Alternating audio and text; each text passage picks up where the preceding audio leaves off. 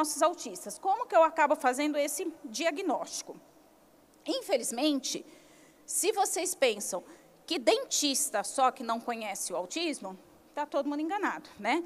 Então, assim, a medicina tem uma dificuldade enorme do diagnóstico e o grande problema é que os nossos bebês autistas vão no pediatra todos os meses para pesar, medir a cabeça, ver o que está comendo ou não, trocar dieta, e sinais como esse já podem ser identificados precocemente.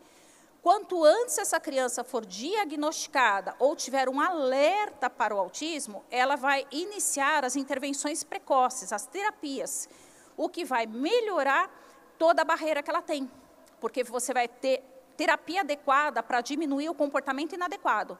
Então, seria excelente um diagnóstico precoce, começar a terapia para a gente melhorar tudo.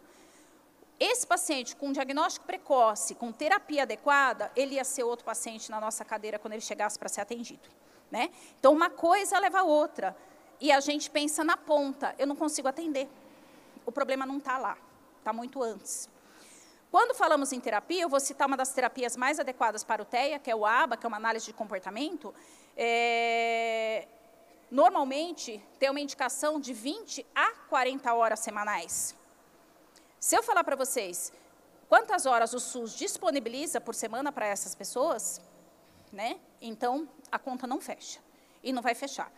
Então, eu não estou querendo dizer que não é um problema nosso, que lá na ponta a gente não vai conseguir entender. Eu estou querendo dizer que não se frustrem. O problema não está em vocês. O problema está antes. Só que a gente não pode fechar a nossa voz, que a gente tem que melhorar para que essa pessoa chegue na nossa cadeira de uma forma melhor. E tem como melhorar isso. Só que a gente precisa de política pública efetiva, né? Então, o que é? Essa pessoa tem, sim, um prejuízo na sua comunicação, eu tenho dificuldade de me comunicar, mas eu vou desde uma pessoa que não fala até uma pessoa que fala 5, 6 idiomas. Eu tenho uma dificuldade de interação social. Tem casais que fazem, casais onde um é autista, que só se dá bem se ele morar em casa separada. Junto, não dá, não consegue. Porque o outro quebra a rotina dele, ele vai se desorganizar neurologicamente. Então, ele tem que se adaptar para isso. Tá desde o início, né? Só que o que tem de importante? Tem alterações sensoriais importantes. O que é alteração sensorial? Os nossos 5 sentidos, né? Eu tenho problemas importantes com tato, com som, com o visual, com o cheiro. Essas coisas, por acaso, tem no consultório? É o que mais tem. Por isso que no consultório eles se desorganizam mais, porque às vezes é um barulho, às vezes é o visual que estressou aquele paciente, às vezes é o cheiro, né? Consultório cheira, tem odor lá dentro. Às vezes é o seu perfume, às vezes é o cheiro da luva, às vezes é a cor, ele não suporta determinada cor, mas nós não perguntamos. Ou, na unidade que eu trabalho, esse mês eu fiquei tão feliz porque veio um monte de luva azul, eu adorei. Mas o autista que eu atendo não suporta o azul. Ele não vai deixar você atender por conta da luva, da cor. É um detalhe, mas eu posso só trocar a luva e eu vou conseguir atender? Eu posso. Eu preciso saber antes, então eu tenho que perguntar, tá? Então, são condições. E aí, a etiologia, aí a pergunta, né? Todo mundo fica, caramba, mas da onde vem, como vem, o que acontece? Quando eu comecei a estudar o autismo, então, há 20 anos atrás, ele era baseado apenas autismo e alteração de comportamento, mais nada, era isso que se falava. Hoje, nós sabemos que o autismo tem uma base genética fortíssima, e é lógico, porque do jeito que está nascendo, a genética está aí, né? Mas é uma condição epigenética, que vai dar essa alteração de comportamento. Então, ele tem uma condição genética que, por algum gatilho, vai desencadear. Qual gatilho? Aí eu não sei. Todo mundo quer essa resposta e está estudando. Isso é no mundo, porque isso não é só no Brasil. Aí, autismo parece cárie, né? É multifatorial, né? Então, o autismo é multifatorial. É multifatorial, só que ele tem um agravamento. Ele é poligênico.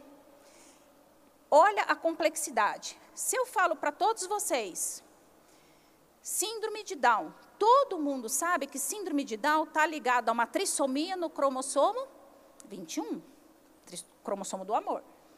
O autismo é poligênico. São diversos genes ligados ao autismo. Então, hoje, quando nós fazemos exoma, quando nós fazemos todos os testes genéticos para o TEA, são identificados já mais de 1000 genes ligados ao autismo. Tá? Então, o risco genético está em mais de 97%. O que a gente tem que entender? A diferença da genética aí. Na genética, eu vou tentar explicar de uma forma bem simples. Eu tenho uma condição de que eu herdo um gene, então é uma condição de herdabilidade, está vindo, e eu tenho uma condição de mutação na minha genética. Então, é genético, foi lá, lembra dos cromossomos, as cromátides irmãs e tudo mais? Teve uma troca ali no meu gene. E, às vezes, eu herdo isso. Só que 97% tem uma base genética. Tá? Agora, quem atende bastante autismo já atendeu. E, às vezes, observa a criança, ele é um nível 3, um nível 2. Aí, você olha para o pai, você faz, veio dali. Né? Porque ele é um nível 1, ou, às vezes, ele tem um diagnóstico tardio. Com o diagnóstico do filho, ele puxa esse diagnóstico. O próprio médico que faz o diagnóstico do filho fala, não, olha, realmente você tem ali o espectro. Tá? E por que chama o espectro autista? Porque ele vai desde uma condição com muito agravo até uma condição que necessita menos apoio. A condição mais leve é o nome. Lembra, é individual. A necessidade daquela pessoa, às vezes, não é tão leve assim. Não subjulguem e não julguem. É isso, não julgar, desculpa.